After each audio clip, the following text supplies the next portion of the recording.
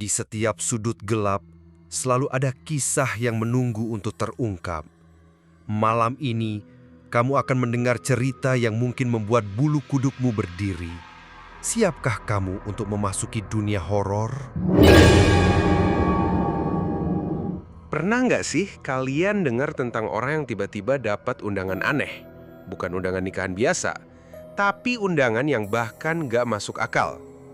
Malam itu, Raka, seorang pendaki gunung yang hobi menjelajah tempat baru, sedang santai di kamarnya. Tiba-tiba ponselnya bergetar. Dari nomor yang tidak dikenal masuk sebuah pesan singkat.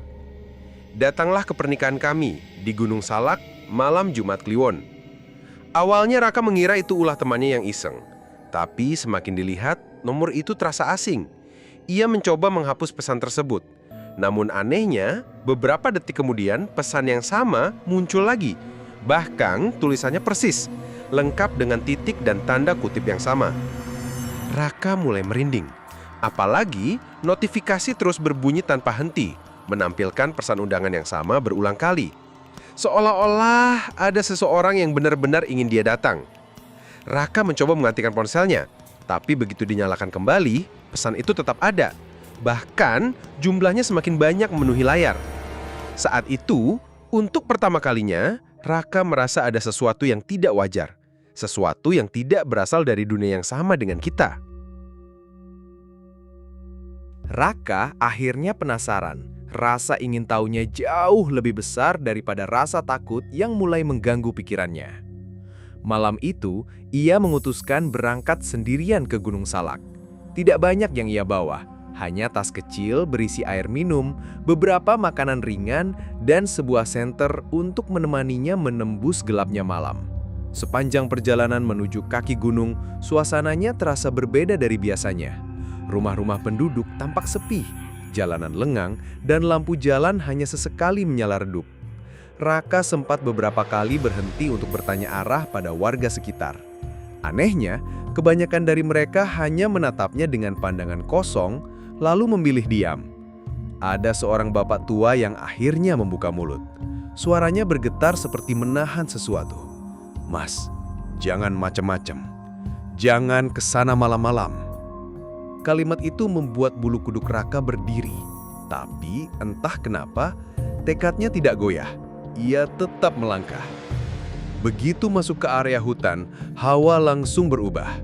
Udara yang tadinya normal kini terasa menusuk dingin, membuat nafasnya keluar seperti asap tipis. Kabut turun perlahan, semakin lama semakin pekat, hingga jarak pandangnya hanya beberapa meter saja. Raka berhenti sejenak, mencoba mendengar suara alam. Namun, sesuatu yang aneh terjadi. Jangkrik yang biasanya bersahut-sahutan di malam hari, kini lenyap begitu saja. Sunyi, sangat sunyi. Hanya ada satu hal yang membuatnya merinding. Dari kejauhan, terdengar alunan gamelan pelan, samar, seperti suara pesta yang ditutup kabut tebal. Raka menelan ludah. Langkah kakinya terasa berat, tapi rasa penasarannya mendorongnya untuk terus maju. Di tengah kabut yang semakin pekat, Raka melihat cahaya lampu berkelip-kelip di kejauhan. Awalnya ia mengira itu kamp pendaki lain, atau mungkin lampu warga sekitar hutan. Tapi semakin didekati, cahaya itu semakin terang dan ternyata berasal dari sebuah panggung besar yang dihias sangat indah. Tirai berwarna merah tua menjuntai di sisi panggung. Lampu-lampu minyak bergantungan dan aroma kemenyan samar tercium di udara. Raka melangkah ragu. Matanya menyapu kerumunan orang yang duduk rapi mengenakan pakaian adat Jawa. Dari jauh tampak megah, tapi saat diperhatikan lebih dekat, wajah mereka pucat keabu-abuan, bibirnya kaku seperti dipaksa tersenyum, dan mata mereka kosong menatap tanpa berkedip. Raka menahan nafas ketika melihat sebuah meja panjang penuh dengan hidangan. Dari bentuknya terlihat seperti makanan pesta. Nasi tumpeng, ayam panggang, buah-buahan. Tapi saat diperhatikan seksama, nasi itu berjamur. Ayamnya hitam gosong berlendir dan buah-buahannya dipenuhi ulat yang merayap ke segala arah. Yang membuatnya semakin muak sekaligus merinding, orang-orang di sana tetap memakan makanan itu dengan lahap, Mulut mereka berdecap tanpa suara, seolah-olah hidangan itu sangat lezat. Langkah kaki terdengar mendekat. Lalu seorang pria tua muncul dari kerumunan. Kulitnya keriput, matanya redup tapi penuh tatapan aneh.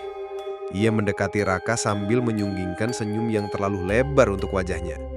Dengan suara serak namun tegas, ia berbisik, "Kamu tamu kehormatan malam ini. Ayo ikut." Raka merasa seluruh tubuhnya kaku, dan sebelum ia sempat menolak, pria tua itu sudah menggandengnya masuk ke dalam barisan tamu undangan. Tanpa sadar, ia duduk di antara mereka, dikelilingi senyuman kaku yang semakin menyesakkan dada. Tiba-tiba, alunan gamelan yang sejak tadi mengiringi suasana berhenti begitu saja. Sunyi mendadak menyelimuti seluruh tempat, membuat jantung Raka berdegup semakin kencang. Semua tamu undangan serentak berdiri. Kepala mereka menunduk dalam, seperti sedang menyambut sesuatu yang sangat ditakuti sekaligus dihormati. Dari balik kabut tebal yang menggantung di sekitar panggung, perlahan muncul sepasang pengantin. Langkah mereka lambat, namun setiap gerakan seolah memancarkan hawa dingin yang menusuk tulang. Pengantin wanitanya tampak anggun dengan kebaya putih panjang. Rambutnya tersusun rapi berhias bunga melati. Sekilas ia terlihat sangat cantik, namun ketika wajahnya terangkat, Raka hampir menjerit. Kedua matanya hitam polos tanpa bola mata, kosong, gelap, seperti lubang tak berdasar. Di sampingnya, pengantin pria berjalan tegap, tinggi, dengan jas hitam kusam. Separuh wajahnya tampak normal, tetapi sisi lainnya hangus gosong. Kulitnya mengelupas seakan baru saja terbakar api. Keduanya kemudian duduk di pelaminan, diikuti dengan bisikan pelan dari pria tua yang sejak tadi menuntun Raka. Bibir keriputnya hampir menyentuh telinga Raka ketika berkata, "Pengantin wanita sudah memilihmu. Malam ini kau akan jadi bagian dari keluarga kami." Tubuh Raka seketika gemetar. Ia mencoba mundur, tapi kakinya terasa kaku, seakan ditanam ke tanah. Saat itu, pengantin wanita perlahan mengulurkan tangannya. Jemarinya panjang dan pucat, dinginnya menusuk seperti es, licin dan lembab seperti daging bangkai. Sentuhan itu membuat bulu kuduk Raka berdiri, sementara senyum kosong di wajah pengantin semakin melebar, memperlihatkan gigi-gigi hitam yang tajam dan tidak wajar. Raka menjerit sekuat tenaga. Suaranya menggema di antara kabut tebal yang menutup hutan. Ia berusaha kabur, memaksa kakinya untuk berlari, tapi anehnya tubuhnya terasa berat seolah ada rantai tak kasat mata yang menahannya di tempat. Nafasnya tersengal, matanya liar mencari jalan keluar. Namun justru puluhan pasang mata kosong tamu undangan menatapnya lurus tanpa berkedip. Perlahan, wajah mereka mulai berubah. Kulit pucat itu merekah, membusuk hingga dagingnya jatuh satu persatu ke lantai. Aroma busuk menyengat menusuk hidung Raka, membuat perutnya mual. Sementara tubuh-tubuh itu tetap mendekat dengan senyum kaku yang tak berubah. Raka terus meronta, tapi semakin ia melawan, semakin kuat cengkraman tak terlihat yang menahannya. Lalu, dari pelaminan, pengantin wanita berdiri. Senyumnya semakin lebar, matanya yang hitam pekat menatap tajam ke arah Raka. Perlahan ia mendekat, tangannya terulur dengan jemari panjang yang mengerikan. Raka hanya bisa memandang, tubuhnya membeku, sampai akhirnya senyum itu memenuhi penglihatannya. Dan semuanya berubah menjadi gelap.